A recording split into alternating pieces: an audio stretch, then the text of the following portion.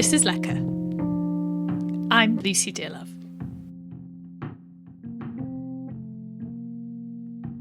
Well, what's really nice about life is like all these things that you go through, they might frustrate you or they might anger you, and you think, oh, it's a bit shit. But to be able to put that into a book has been like amazing. When we're thinking about personal food writing, what happens at the place where it intersects with historical writing or political writing? And what about permission? Who is granted permission to write whatever they want? Melissa Thompson is a food writer I've admired for years now, and her book Motherland came out last month. It's a book of recipes for Jamaican food, some that Melissa grew up eating with her family, some that she's learned from the community around her in London from people like Maureen Tyne, who cooks incredible food from her house in Brixton, and some that she's eaten on trips to Jamaica as an adult. Motherland is also a book about the history of Jamaica, and Melissa weaves this so elegantly with her own story in a way that it makes it impossible for us to ignore the violent history of colonialism and how it's to do with all of us in Britain. As you'll hear us talk about, Melissa uses the physical walls of the Drax Estate in Dorset, where she grew up, to demonstrate how ingrained Britain's colonial legacy is in the very fabric of our lives here, and how it's mostly been buried. I also asked Melissa how she approaches writing down recipes which are very personal to her in a format which can be comprehensible and replicable by anyone who buys her book or reads her writing.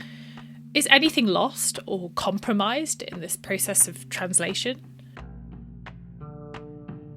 I went round to record with Melissa at her house on one of those freakishly hot summer heatwave days we had this year, where, unbelievably, she deserves a medal for this.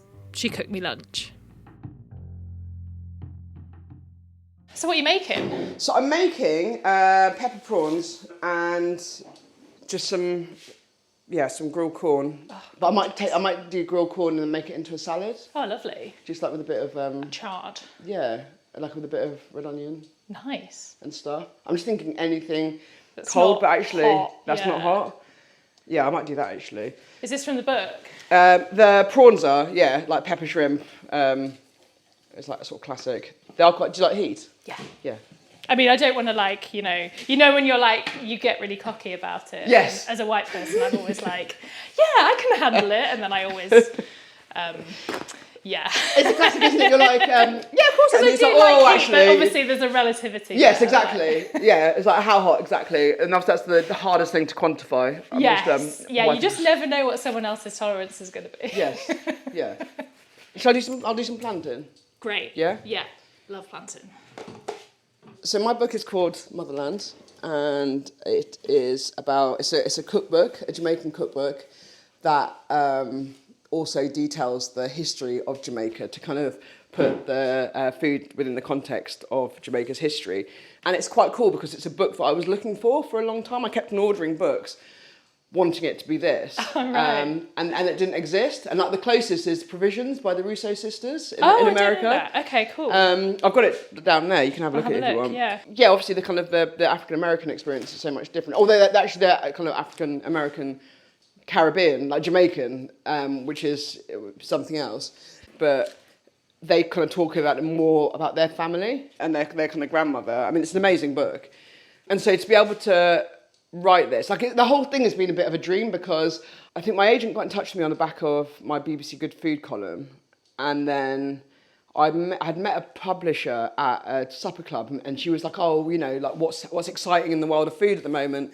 And I think I said to her, I was like thinking about it, and I was like, oh my God, Rangoon Sisters, and she was like, yeah, we know about them already, and obviously their book then came out, and then I was thinking about it, and then we kind of ended up following each other on Instagram, and a while later I emailed her about someone else who I thought would be good to write a book. But at this point, you weren't putting yourself forward. No. This is very classic you, I feel like. Well, I just it wasn't really. I just feel like my impression that I have from you is just that you are so, you are like the most supportive person. Like you are always lifting other people up.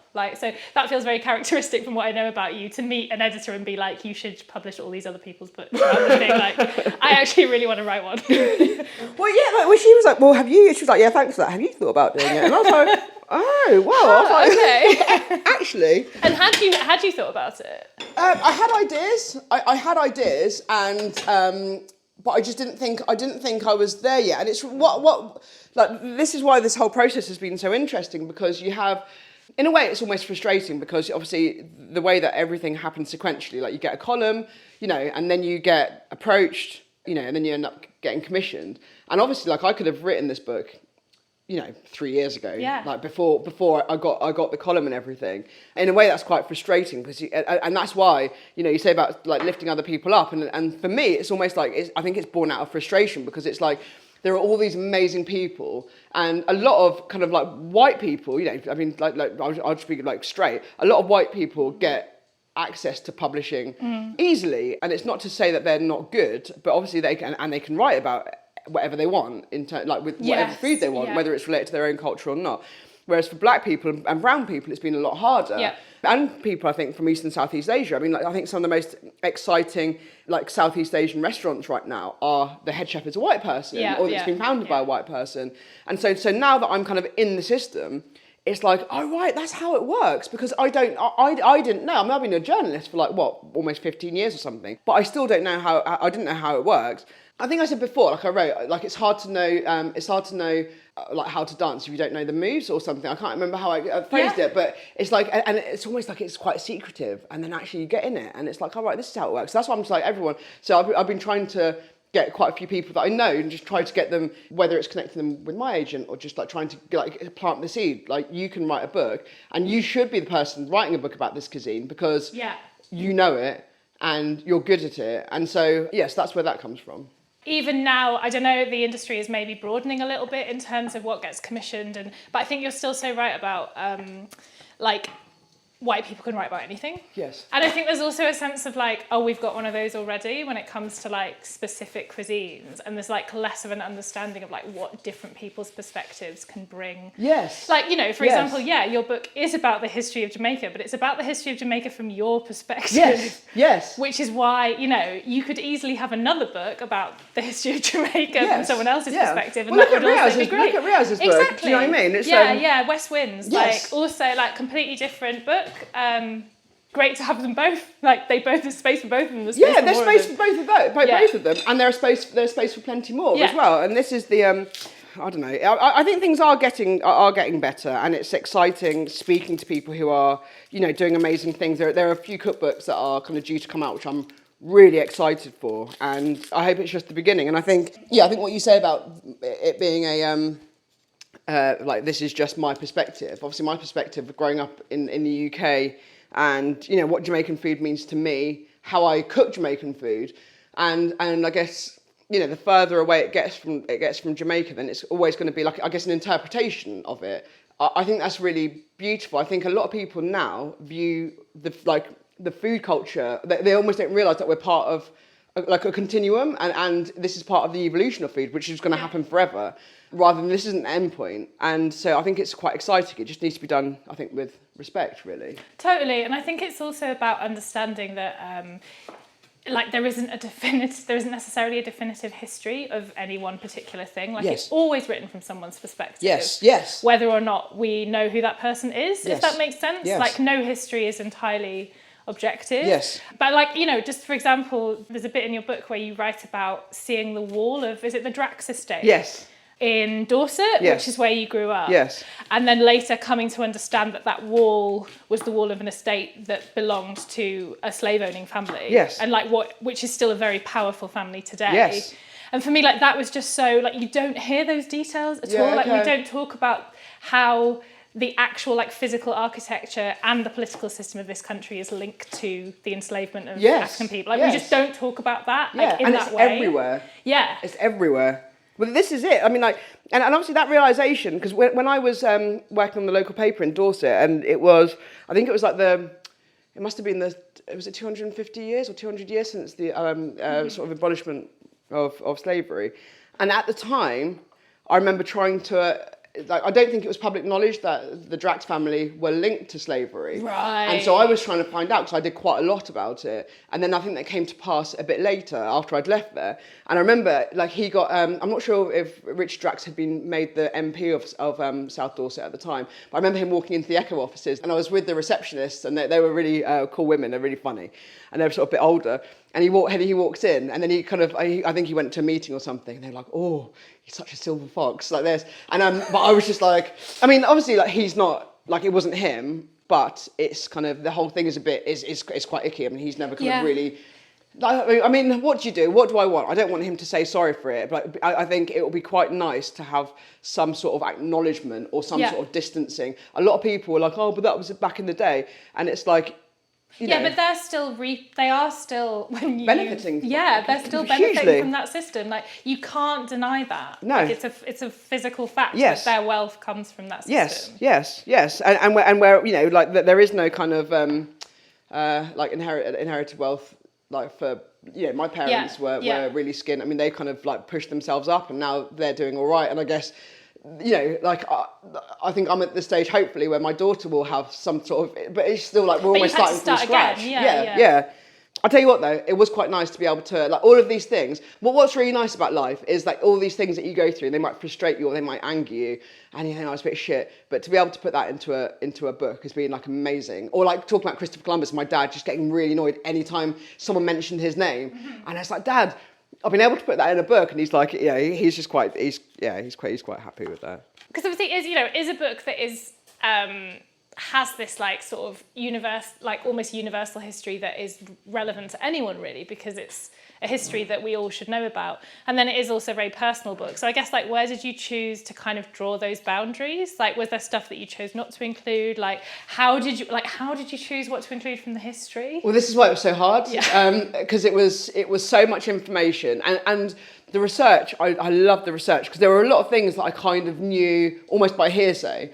And then to go and find them, like, in kind of the, like, contemporaneous text was mind blowing. It was like, oh my God, it's like striking gold. And then I had to like, you know, collate all that information and then put it into an essay. And also, I mean, talking about, you know, who gets to write the history, it was, you know, like, what is it? It's the victors that get to. I put this annatto in, but it's almost like gone. Oh, is that what that smell is? Yes. It almost smells like Sichuan peppercorns. Yeah. It's got like a very fragrant. Yes. It's sort of, the oil went red, and then no, I think, because we've been talking so long, it's lost its colour. I've not seen that before. I don't know, like, even as a writer and as a journalist, it's like it was just the hardest thing I've ever had to write, because it was a series of essays, but then they also that have to stand alone, but then also sort of interplay with each other. Yeah. And so I think I just, you know, I like, after, you know, when you're a writer, you get quite good at sort of, like, having to be brutal to get something down to a word count.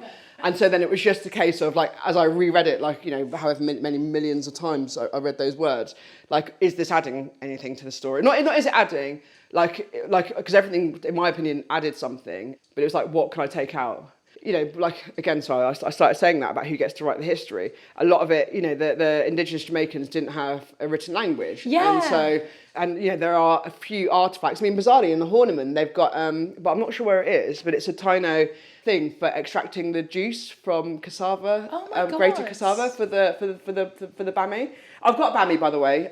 Great. Because we were going to have fried fish escovitch, but then I couldn't go to the fishmonger. Oh, great. I've never had bami before. So oh, right, okay, yeah. Okay. So I wouldn't normally serve it with this, but it'd be quite nice. Great. So it's just soaking in coconut milk. Cool. But these I bought them back from Jamaica. Oh my God, amazing. I went to go and see bami. Like, did you see in the book the bit about the bami? Yeah. And I've got one more left, and look. There's a little fly from Jamaica. Come all the way. I know, I was like, oh God. Extra bit of protein. Do you know what I mean? It's like Jurassic Park or something, like, let's extract them DNA and see what we can do. Yeah, better not let it defrost and then come back to life, just in case. Why did you call it Motherland? Well, I went to call it Fatherland at first. Okay. And then Kate was like, it was a working title. And I went to call it Fatherland, and Kate was like, that's a bit weird, wouldn't you just call it Motherland? I was like, okay, Motherland. And then afterwards, like months later, and I was like, oh yeah, no, because fatherland, because that's where my dad's from. And she was like, oh right. But I hadn't explained it at the time. And right, okay, but, yeah, that but makes also sense. I think motherland as well, because it's like it's the motherland. Do you know what I mean? And it's like it's I think like this idea of like giving life, but that like I don't know, because I think especially with Jamaica's history, it's kind of it was so like a lot of it's so violent, so brutal. But I don't know, like I think motherland almost sounds quite optimistic. And and kind of like life giving really, and you know I think despite everything, people survived. Like people survived what the Europeans were doing to them, and I think it's like it's a triumph. Yeah, that makes sense. I wondered if it was a nod to, because when Britain colonised Jamaica, they called itself its motherland, right? It was known as the motherland, and that was really fucked up. So I did also feel like that's kind of an interesting little ironic nod, and that kind of ties into what you're saying, that like survival through that, like despite being given this like inappropriate mother. Yes, I mean it's mad. And then people came here thinking that the people were going to be there like greeting them with open arms. And which is kind of the most horrible, not the most horrible thing about it all, but just such another horrible detail about how they were misled over that. Yeah, and people just like spitting at them in the street and stuff like that. And, Jesus Christ. You know, I wish I could have had that conversation with my grandparents. Whether they would have told me, I don't know. But about what it was really like. I'm so glad I got to write. I got to write this book. Like I still find it kind of a bit mad that I got to write it, but I'm so glad that I did, because just what I've learned and you know a lot of these things that you kind of take for, you know, you sort of, not that I've taken for granted, but things that I've sort of thought oh maybe, you know, like I think that to have a bit of authority about something is just quite nice. A lot of things that I thought were the case, and be able to actually, they were the case, and I've got the evidence. I mean, the whole narrative around Indigenous people in the Americas, and you know, I grew up thinking it was just all because of like diseases that people didn't have immunity to, and while that was true, like I mean, the Spanish were horrific. Like they were so bloodthirsty. I'd never heard that either. It's I didn't awful. know that. And like there's so and I mean, because you were asking about like what to include, what to put in, I could have kept on going with examples of what they did, but I had to just kind of like stop it, you know, because it's just like it's a bit much, and this is where, you know, I like to have another book about. I don't know. I mean, I guess I'm not sure whether anyone is going to want to include any more of that into a cookery book, but to be able to like any more of the history, you know, like because it's kind of. I mean, I guess there will be other elements that people will maybe want to focus on. And I think sometimes less is more, right? Because also I don't want people to become desensitized to it. So it's just like, right, here's I hope this is enough. Take it, and you know, because otherwise I think it just becomes a bit, like it's just. And actually, ultimately, this is a cookbook. Yeah. A cookbook with a history, and yeah. Did you always know you wanted it to have that much history in it? Was that very much part of the pitch? Totally. Yeah, totally. And like that was really important to me. Sorry, this is taking. I always do this. Do you know what? This always happens when I record with people cooking. It just ends up completely derailing the process. So it's entirely my responsibility. Okay, good. It's because it's me trying to multitask, which is just my. It's you trying to answer like quite in-depth questions while also making a recipe. So we've got the corn in the pan now, though. Yeah, so the corn's sizzling. I'm just gonna like try and get a bit of colour to that, and then take the kernels off, and then I'm about to like devein these prawns. Okay, great. And they're beautiful big prawns. Yeah, they're all right, aren't they? Yeah. I mean, they have come from the supermarket, unfortunately. Throw them out. Something that really struck me when I was reading the book was that it feels like, and please correct me if I'm wrong, but it feels like there's a very strong oral tradition in Jamaican food. Yes. How do you go about making that translation? Oh, man. I'm glad you asked me this, because I think it's it's quite an important thing. Like, there's a lot of talk at the moment with recipes, especially I think sort of recipes from from across the Caribbean. I think across Africa, across South, or in fact across all of Asia. I think about how trying to get recipes from typically your mum or your grandma, because it's usually the women, right? Yeah. And this idea of people being like, oh, you do a handful of this and or like and a pinch of this, and it's like, but what's a handful? Like my hands are different size, and it's like, and it's almost framed in this like with this frustration. But actually, I think it's the most beautiful thing because it's that connection to that person, and also it makes cooking like an intuitive process rather than kind of a prescriptive process, and and I guess we lose that. And like over time, and as kind of generations, I guess, get, I don't know, there's like kind of less of this like the family unit that sort of spans generations. And so I think actually the kind of the oral tradition is really lovely, and it's like when my grandma taught me how to make the curry chicken recipe, she didn't use any things, and it was just like you just put this you sort of sprinkle of curry powder, and you can tell that it's right. I mean, when I was doing my pop-up and I was doing like a lot of karaage chicken, like I never wrote the recipe. I could just smell it and know when it was, and I dread to think how many like tons of chicken thighs I cooked over the years. And I could just smell when it was right, when the combination was right. And I think using it, like I was saying about Maureen down in Brixton, like she doesn't, like none of her recipes are written down. And really? It's just, and she's cooking for service, and she's also cooking for like catering and stuff, and none of her recipes are written down because it's never been part of her thing to write it down. Like she just knows, she can tell, by the look of it, by the smell of it. Yeah, and I think you kind of lose that. It's like with like writing a jerk recipe down. So in the jerk recipe, and like if you have pimento, let me see if I've got some. Right, I'm just looking for. I bought is this back. your spice cupboard? Yes, yeah. I bought back. Oh wow, yes. Oh, very organised. It's very organised. Isn't it? I got a label maker for Christmas. Oh, great. It's like the best thing I've ever received. So these pimento berries are from. The smell has kind of like lessened a bit. I've got more in. Oh wow, in no, anything. yeah, that's wow. But then if you smell this, and I think this is from this country. That's for a recipe. Oh yeah. And the smell's completely different. Yeah. So obviously, I mean, it's allspice because people were like, oh. So I brought back so much from Jamaica, and the car just stunk of cloves, and that's why it's allspice, right? And because it's like cloves, nutmeg, and cinnamon. Like there are so many different jerk recipes out there, but then and some of them call for like cinnamon and nutmeg, and I don't know this for certain, but I almost think that maybe that was because if you had pimento that had been sitting on a supermarket shelf for a long time, it loses those other notes. Yeah. And so people make it up. So what I've said. In the cookbook, I'm like, smell your pimento, and if you can smell clove and everything in it, then just have the pimento berries. But otherwise, add like clove and nutmeg and cinnamon to your to your jerk marinade. I mean, it's still going to taste delicious, like however people do it. But it's this thing where it's quite difficult to put something down for definite, and it's just the hope that people will use it as a start off point. And adjust it, because I mean recipes would have been adjusted forever. Of course, I really like. So it's like a separate little note to the recipe that you're talking about in the jerk recipe, where you write about using the different spices if you need to. And I just really like how that almost gives. It's almost like asking the reader or the cook to take a bit of control, which I think is like so. You might lose.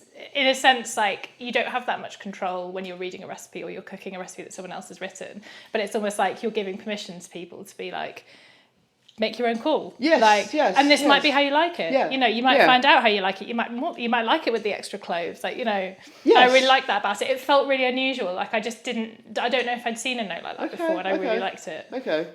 It was just to get around this thing of And that's related to the oral tradition as well, right? Because that would just be, it might not necessarily be a problem in Jamaica, so people wouldn't do it. Yes. Or, or you might know to do that if you've watched people cooking the recipe before. Yes. So it's a way of kind of giving people that information in like a non-prescriptive way, yes, I guess. Yeah, totally. And also, I think whenever people, if they're cooking a sort of a nation's dish for the first, a nation's food for the first time, they might not feel that confident because if elements of it are unfamiliar.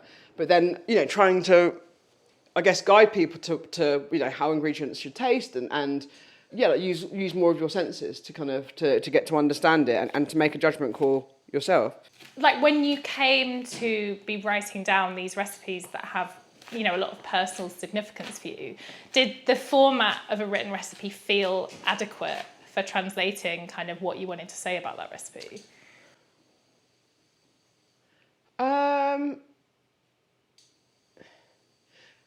I think this is why I went into feature writing rather than news, because like brevity has never been my strong point, and I think almost I want to be like, oh, but if it's like this, then it's like that, and I think, I don't know, maybe like it would have been quite nice to do it as an audiobook or something where I can be like, but there's sort of so many. Oh, that'd be so nice. Do you know what I mean? Just like being able to, I think it's. I think there are a lot of reasons why sort of maybe that there have been fewer books written about Jamaican food. I mean, mainly it's because the gatekeepers haven't permitted it, but then also I think, and that is actually the biggest reason. I also think there is a bit of a thing from within communities. There's like a kind of understandable like protectiveness about it, and I think actually for a lot of the people who are doing cookbooks not for the first time, who are doing cookbooks. I mean, there's, do you know Maria Bradford? No. Shwen? Oh, no, I don't know her. So I spoke to her for something, and she's doing a cookbook about, she's doing a Sierra Leonean cookbook that's coming out next year, and I'm so excited for it. Like, we're talking about the responsibility that comes with it, because it's one cookbook. I mean, this is the thing, in my book, it's one cookbook for a cuisine that is like huge, with so many different influences.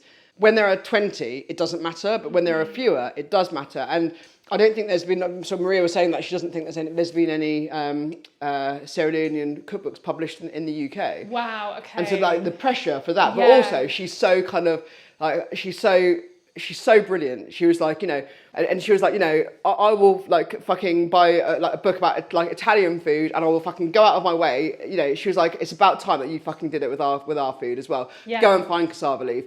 Go and find potato leaf, like speak to people, find out, like, like explore, go and fucking get it. Because like people, you can have bataga in a fucking recipe. No one, things are, what's the word? Bats and eye? Bats and eyelids. Yeah, that's it, thanks. But then you have, like kind of cassava leaf and stuff like that.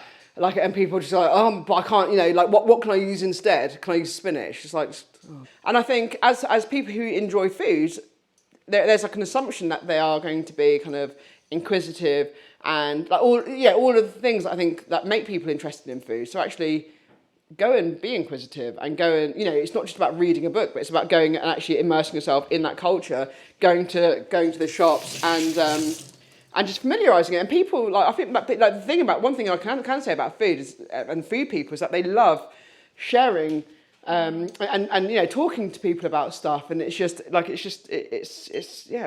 quite exciting. And so in the book there, I mean, you've mentioned Maureen already, but kind of there's a lot of recipes in the book that haven't just come from your family, they've come from sort of like chosen family as well. So yes. Could you talk a bit about the recipes you've included in the book from different people that you've learned over the years? So it's like a combination. Well, and some things are like, so I moved to London for uni at 20, and so that kind of, because I guess everyone's got their repertoire, right? So we'd have our thing. And what was your repertoire? Well, it was like curry goat, curry chicken, oxtail, like patties. I mean, because if you go to like a sort of any kind of like celebration or like funeral or something, like there's always gonna be the same thing. Your fried fish, fried chicken, ackee and saltfish, obviously, like all different dumplings, and then you kind of add to it as you go. As like, we're coming to London and eating at sort of, invariably takeaways. Because there aren't kind of loads of Caribbean restaurants, Jamaican restaurants.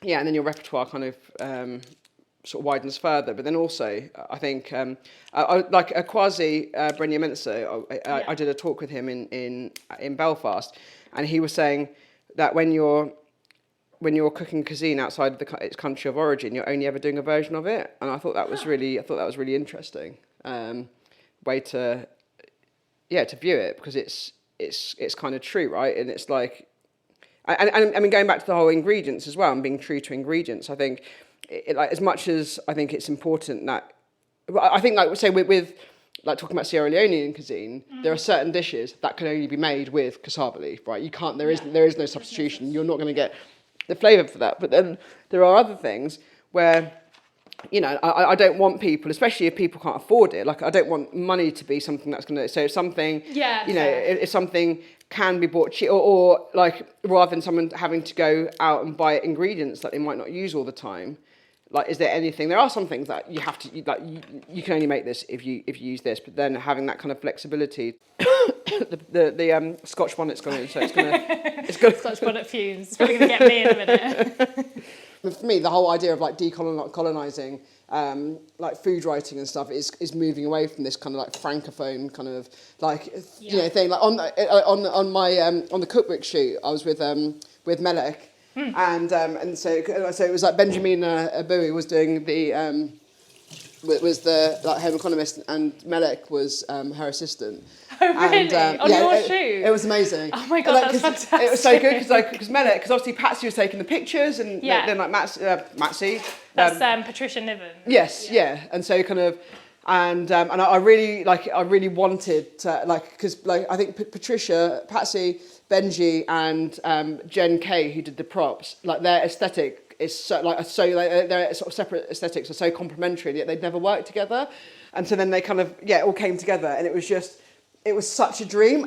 But then Melek and I were talking about just like the language, and like kind of like, you know, we're not julienning our vegetables, we are cutting them into matchsticks, and it's this and like, I read this thing, I think it was true, about this person. It's like the language, and how language can be a massive barrier when you're talking about food, because you just don't get it. And there was this thing about toss a salad. So someone literally tossed the salad, like, because they just didn't. I mean, like, it's true. Like, what does that mean to toss a salad? Or and as a restaurant writer, it's so easy to use this, like, to repeat this language, especially because when you get to understand it. But, you know, I still don't know what broil means. I know that's an American term, but I don't know what it means. Yeah, I hadn't even thought about julienne as like a bastion of French cookery. Yeah. But yeah, like absolutely. To saute all of it, you know. Yeah. I think it's really interesting to talk about like decolonizing work in that context, because I think sometimes people kind of hear the word and they assume it's going to be this huge, like, dramatic process of reckoning, and it's like, yeah, it should be that as well, but also, like, a lot of it does come down to these very simple things that might not seem that big on the surface of it, but actually go so deep we don't even realise. Yes. So yeah, like the language. Yes. I mean, to be honest, I don't often, because it's like a word that I hear kind of so much these days, and I try not to use it too much myself, because I think it can almost, like, I'd rather talk about it as like what it is rather than naming it. You know, like, talk about it like almost in practical terms. I know I've said it sort of now, but no, but in the context of I think that makes sense. I'm using bottled lemon juice only for speed. That's great. But so it is what's in Waitrose. here? Oh, so this is actually, so because you were saying about Helen Graves. So I cooked from her book over the weekend. Oh, it's So great. it's so good. It's so good. Well, it's from hers and Genevieve Taylor's. Oh yeah, I saw you posted those. Which is another barbecue book. Yes, it is. And so this is her charred spring onion salsa. So I'm just going to pour this over the salad. Delicious. Yes, this isn't from the book. This is just like made up, basically. So we've got diced red onion, diced cucumber. Is that some parsley? Yep. Then you've got the charred corn that you've charred and Yes. then like cut off the cob, and this charred spring onion salsa. Oh, thank you so much. I tell you what, I'll do this, and then I'm going to attempt those pina coladas. It would have been nice if I did it at the same time, actually. Oh, no, that's all right. Honestly, like, I can't express enough my gratitude for you cooking in this weather. So. Oh God, I love it, and now that I've got a bit of time to like think, I'm really relishing. Yeah, because cooking must have just felt like worked for so long. Well, it was work for so long. Yeah, totally. and I just didn't cook. I didn't cook really. Yeah. And so I've just got back into it. I think whenever people talk about like cooking for joy and stuff, and if you're not happy, then like it sort of translates into the food. And I really believe in that. And when I after I had my daughter, in fact when I was pregnant with her, I stopped doing my pop-up, and I didn't really cook for a long time because I I just didn't really have. I didn't have. Like, I just wasn't really feeling anything, and Right. And so then, like, it was actually during lockdown that I started cooking again. So it was really nice to initially. Yeah. Does Kate cook? Yeah, she does, but she always says that she doesn't get a chance anymore. But that's absolute bollocks because she's really busy, so she gets home quite late. I think we both moan about stuff, but then actually wouldn't really want it to be that Any different. other way? Do you know what I mean? Yeah, absolutely classic. I think that's a sign that it's a good balance. Yeah. You can both have a moan, but ultimately. Do you cook a lot? Yeah, I'm the cook in my household. Rory, my husband, is. And this has been a sort of bone of contention over the years that I'm a real backseat cook. So he really understandably does not like that. So we've kind of got to the point where like he will cook, but I'm not allowed to come and quote unquote help. I just have to stay away and then do the clearing up. Why? Because you're literally saying stuff to him. Because I'll just be like, have you thought about maybe like adding a drop of water while you're cooking those? Or like, it might just be better if you... He's like, no, get out. And that means that like, sometimes he makes something and I would have cooked it differently and I just have to shut the fuck up. Yes. Also, it doesn't matter, you know, it doesn't matter. No. It's not everything has to be perfect. Also, my cooking isn't perfect. But yeah, I do really enjoy cooking. When Kate made when we were first dating actually, and she made this teriyaki salmon, and so she still talks about my reaction to it. I was like, oh, did this come from a packet? And I meant that in the cook, so it was so good. Yeah, like it was really good. But I think that's a compliment. She's never like let me live that down. Oh God, yeah, no, I can see how that's very very well meant because it's like saying, you know, this is like as in a good packet. It's like you could never beat. For me, you can never beat Heinz ketchup. So yes. if someone made homemade ketchup and it tasted like Heinz, I'd be like, oh my God, it tastes like Heinz. Is that right then? So you're like a Heinz for ketchup? Yeah, I'm a Heinz for ketchup. Yeah, that's my favourite. I accept no substitutes. But Hellmann's mayonnaise. Oh really? Or Kewpie. Yeah, depending on what it's for. Yeah. Okay. Yeah. I'm because I like ketchup. I can be a bit more. I think I used to be quite like sort of strict about it. But then there are a few others that I accept, like I quite like a Tiptree ketchup.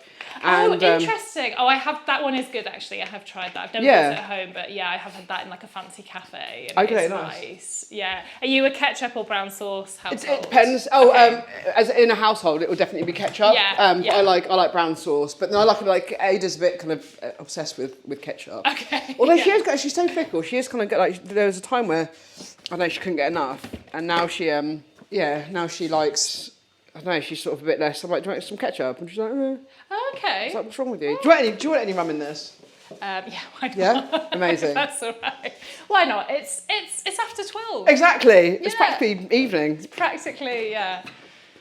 Got to take all the help we can get in this weather as well. Yes. Oh my God, amazing. So just pineapple blended with coconut milk and then some ice. So good. I don't have any decoration, unfortunately. I think I'll live. Right, so bammy, and then I think we're done, aren't we? Yeah. So you've just fried that? Yeah, so I soak it in coconut milk, and then I fry it. Yeah, just fry it off. I love bammy. I love it so much. Like going to see the bammy place. It was. That must have been so cool. It was the dream. So you got red onion, cucumber, the charred corn, a bit of red pepper, and then parsley, and then the charred spring onion salsa from the weekend from Helen's book. And remind me what's on these prawns. So they're pepper prawns. So it's like annatto, Scotch bonnet, onion, garlic, and a bit of pimento. Recipe in Motherland. Yes.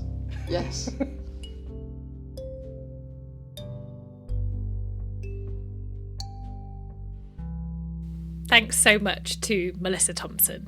Her book Motherland is out now. I wanted to make sure that before ending this episode, I just said explicitly what a force for change Melissa has been and continues to be in food. As I made the point early on in our conversation, She tirelessly uplifts other people within the industry. As her platform grows, she only seems to do this with more enthusiasm. She's uncompromising, but she's also somehow enduringly positive and optimistic in her approach. I can't wait to see what she does in the future. This was the third episode in this month's micro-series about personal food writing. You can listen to the other episodes, one with Rebecca May Johnson and Angela Hoy, and one with Thea Lenarduzzi, on the podcast feed now. And there's a fourth bonus Patreon episode to come, which is specifically about recipes in personal writing. Melissa and I talked a bit about this in this episode, so there's more from her and there's more from everyone else who's been in the series so far. Lacquer is listener funded, so Patreon subscriptions are really important. You can sign up at patreon.com/Lacquer podcast. Music is by Blue Dot Sessions, and you haven't got long to wait until the next Lacquer episode. There's a trailer coming later this week for the new series that's launching very, very soon. Make sure you're subscribed for that, and I will be back in your feed very soon.